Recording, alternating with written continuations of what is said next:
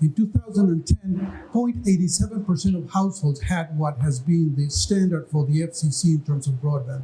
25 megabits download, 3 megabits upload, 0.87% of households. And the average speed in America was 10 megabits.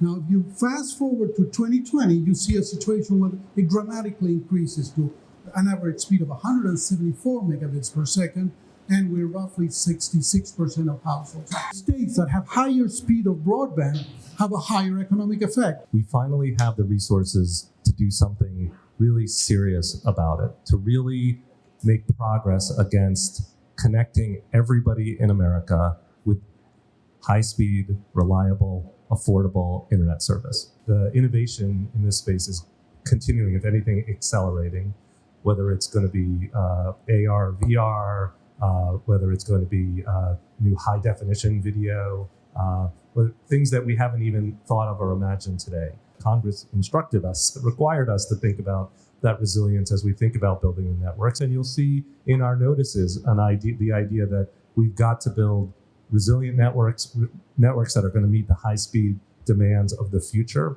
We're confident that with the resources that we will receive, that we will solve this digital divide in Louisiana by 2029.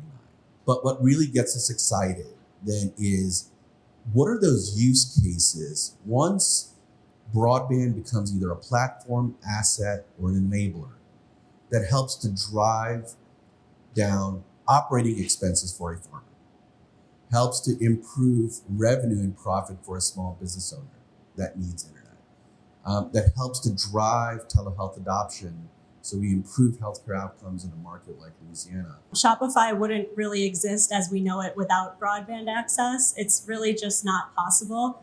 We're working really hard to provide all the tools and to reduce all the barriers to entry and to help entrepreneurs, but we need broadband access. It can't be done without it.